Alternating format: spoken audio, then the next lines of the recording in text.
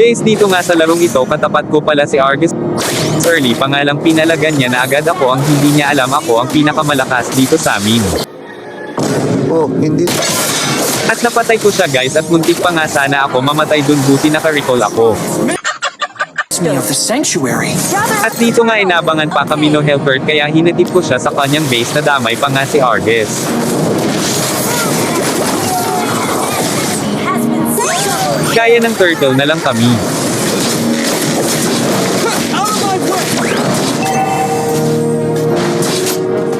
At dito nga guys nakita ko si Vexana na pinapatay si Layla at tinulungan ko na agad, hahaha.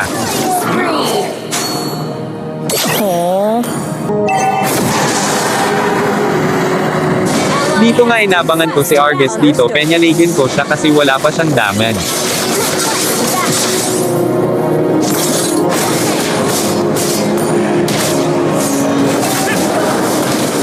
At napatay ko naman siya pagkatapos ko nga napatay si Argus ng turtle na yung core namin kaya pinuntahan ko na kaagad, gusto pa sana agawin ni Layla yung turtle kaya ginamit ko na agad yung aking second skill ko, kala ko nga mapapatay pa ako ni Layla dun, buti na lang malakas ako.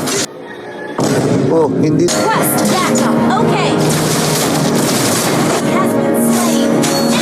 Dito aabangan lang sana namin ni Vexana sila kaso bigla kaming nakita ng taong damo kaya napatay ako ni Layla.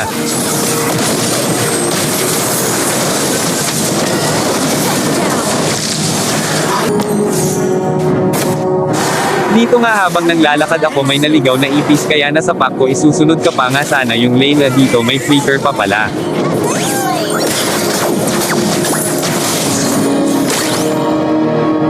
At dito hindi pa talaga umuwi yung Layla, kailangan niya pa ata yung tulong ko kaya tinulungan ko na agad siya.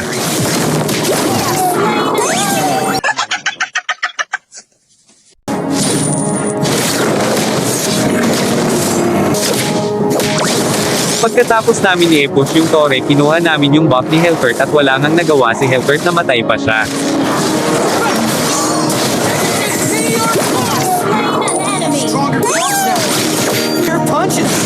Pagkatapos nga nun sa blue buff naman sila ng Clash, kaya nang tago ako sa bush para patayin si Layla.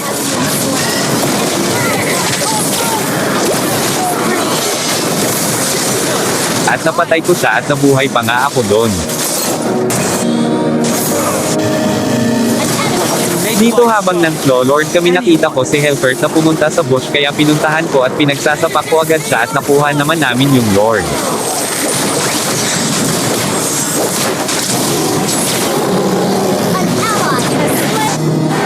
Habang nang-aabang ako dito sa bush biglang sumugod yung Helpert, tinumbuhan ko na agad. I needed the warm-up. Out of this tournament. Ito na yung muling clash namin, dito nga ng flicker yung Layla sa harap kaya napatay ko siya. Kaya tinowerlock ko na agad dito, ko na pinatagal pa.